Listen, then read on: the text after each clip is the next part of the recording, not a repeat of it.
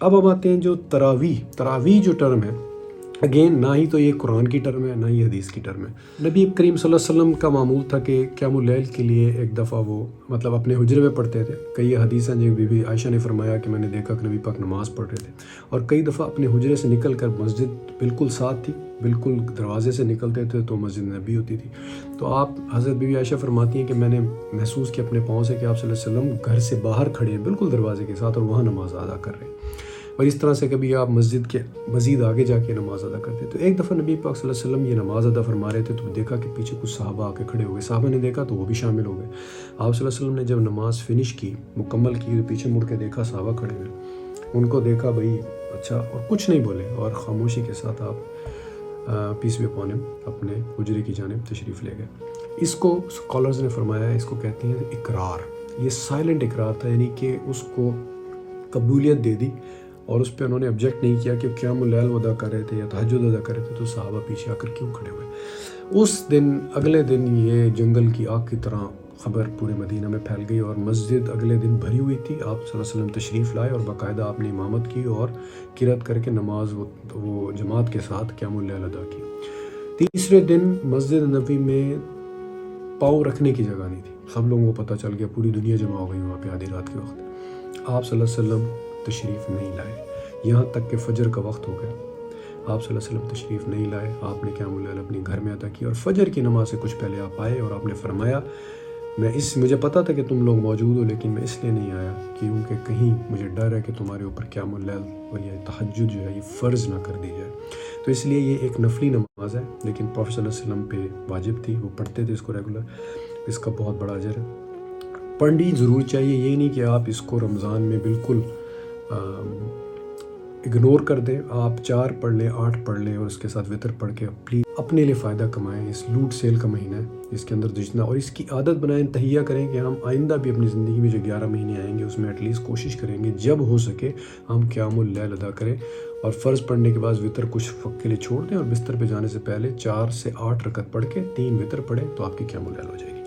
अब थोड़ा सा हिस्टोरिकल फैक्ट कि ये तरावी जो है ये कहाँ से शुरू हुई। तो हज़रत अबू बकर के दौर में इसी तरह से कोई जमात नहीं होती थी, सहाबा आते थे, अपनी नमाज़ पढ़ते थे, चले जाते थे। एक दफ़ा हज़रत उमर रज़ी अल्लाह तआला अन्हु मस्जिद तशरीफ़ लाए। आमतौर पे वो अपनी क़यामुल लैल घर में अदा करते थे। वो मस्जिद तशरीफ़ लाए, उन्होंने देखा कोई इधर नमाज़ पढ़ रहा है, कोई उधर नमाज़ पढ़ रहा है, 6 बंदे यहाँ खड़े हुए हैं। तो उन्होंने कहा कि वाई नॉट हम इसको एक कंग्रीगेशनल फॉर्म की शक्ल दें और एक जमात मुकर्रर कर दी जाए। तो ये जो बुनियाद पड़ती है तरावीह की, ये हज़रत उमर के दौर में पड़ती है और वहाँ से उन्होंने बाकायदा, इसमें आपने सुना होगा वाक़या कि जिसमें उन्होंने कहा कि बिदअ हसना है, ये एक अच्छी बिदअत है जो हमने दीन में पैदा की है। तो बिदअ हसना को उन्होंने इस तरह से एक्सप्लेन किया। तो वहाँ से फिर बाकायदा ये 8 तरावी से शुरू हुई कि 8 और फिर इमाम वितर पढ़ता था। और बाकायदा स्कॉलर्स फरमाते हैं कि एक वक्त इतना आ गया कि रश, और आपको मैं भी बता, ये फ़र्स्ट टाइम हज़रत उमर के दौर में हुआ कि ख़वातीन जो थी वो भी मस्जिद नबी आना शुरू हुई। तो वहाँ से ख़वातीन की एक जमात होती थी और रश इतना बढ़ गया कि स्कॉलर्स फरमाते हैं हिस्टोरिकल फैक्ट कि बाकायदा 2 जमातें मर्दों के लिए होती थी और एक औरतों के लिए इमाम हज़रत उमर ने मुकर्रर फरमाया। लेकिन ये एविडेंस नहीं है कि वो इकट्ठी होती थी या एक पहले हो जाती थी या दूसरी बाद में होती थी। लेकिन यहाँ से तरावीह की बुनियाद पड़ती है। और कुछ साल बाद, आई थिंक ये तकरीबन इन्होंने, हज़रत उमर ने अपने तीसरे दौरे ख़िलाफ़त में, साल के दौरे ख़िलाफ़त में ही शुरू किया और 2-3 साल के बाद आपने इसको 8 से 20 कर दिया। इसका कोई एविडेंस नहीं मिलता कि क्यों किया, लेकिन स्कॉलर्स फरमाते हैं वो लोगों की सहूलत देखते हुए, क्योंकि 8 बहुत लंबी होती थी तो वो पढ़ते थे 4-4, तो उन्होंने इसके स्प्लिट कर दिए यूनिट, ताकि 10 से 20 आयत एक यूनिट ऑफ नमाज में पढ़ी जाए। तो 2-2-2 करके 20 और 3 वितर। तो ये हज़रत उमर के दौर में 5वें-6वें साल उनके खिलाफत में जाके काम शुरू होता है कि 20 तरावी पढ़ी जाती है। और इसी को फॉलो किया इमाम मालिक, इमाम इब्न हम्बल और बाकी तमाम हनाफ तो अभी भी 20 ही पढ़ते, लेकिन इसमें इमाम जो मालिक हैं उनका नुक्ता नज़र थोड़ा सा डिफरेंट था, उसमें मैं बाद में आता हूँ। एक बड़ी इम्पॉर्टेंट इसमें हिस्टोरिकल फैक्ट ये है कि तकरीबन ये अर्ली जो उमैया दौर था, जिस वक्त दमस्कस में उमैया ने हुकूमत कायम की, उस वक्त मक्का में ये 20 रकत नमाज पढ़ते थे। तो करते क्या थे कि 4 के बाद बैठते थे, 4 रकत हो गई तो थोड़ा सा वक्फ़ा देते थे, इसको कहते थे इस्तराहत करते थे, थोड़ा सा रेस्ट करते थे। यही वर्ड जो अरबिक में वो मीनिंग है तरावी का कि रेस्ट करना, ترویہ، تھوڑا سا پاز اینڈ ریسٹ، وہاں سے یہ ٹرم نکلی تراویح. یہ نہ قرآن میں نہ حدیث میں، یہ ایک مسلم ٹرم ہے. تو استراحت کو تو انہوں نے کیا کیا، انہوں نے سوچا کہ کیوں نہ ہم زیادہ عبادت کریں. تو آپ دیکھیں کہ 4 کے بعد وہ بیٹھتے تھے، پھر 8 کے بعد بیٹھتے تھے، تھوڑا سا وقفہ دیتے تھے، 12 کے بعد، 16 کے بعد اور 20 کے بعد وتر سے پہلے. انہوں نے کیا کیا کہ انہوں نے ایک طواف یعنی کہ 7 راؤنڈ کعبہ کے جو 4 پڑھنے کے بعد شروع کر دیے کہ بھئی ہم جو ہیں زیادہ عبادت کریں گے، اور ہم وہ ایک طواف تو تقریباً وہ 4 طواف بنتے تھے، 4 کے بعد 8 کے بعد 12 کے بعد 16 کے بعد اور 4 طواف. جب مدینہ میں یہ خبر پہنچی، اب وہاں پہ کعبہ نہیں تھا، انہوں نے کہا کہ ہم ان کو پیچھے کیسے کر سکتے ہیں، جو مدینہ کے صحابہ اور تابعین جو تھے. تو انہوں نے کیا کیا کہ انہوں نے کہا کہ ہم 4 کے بعد ایکسٹرا 4 ایڈ کر دی انہوں نے، یعنی کہ وہ 36 20 کے بجائے 36 جو قیام اللیل تراویح ادا کرتے تھے. 36 4 کے بعد شارٹر 4 ایڈ کر دی، 4 لمبی 4 چھوٹی پھر 4 لمبی، اس طرح کر کے انہوں نے، اور وتر 39. مکہ میں 20 + 3 23 اور بیچ میں وہ طواف کرتے تھے. تو یہاں تک ایویڈنس ہے کہ جو پڑھنا چاہے وہ 40 تک پڑھ سکتا ہے، اس سے زیادہ پڑھ سکتا ہے. اس وقت جو ایک کامن بحث ہوتی ہے کہ جی 8 ہے کئی ہمارے عرب ممالک میں، اور احناف تو جو ہیں پاکستان میں تو 20 ہی کے قائل ہیں، اور اس کا رسپیکٹ کرتے ہیں تمام اماموں کی جو ریسرچ ہے اور ان کا جو احکامات ہیں.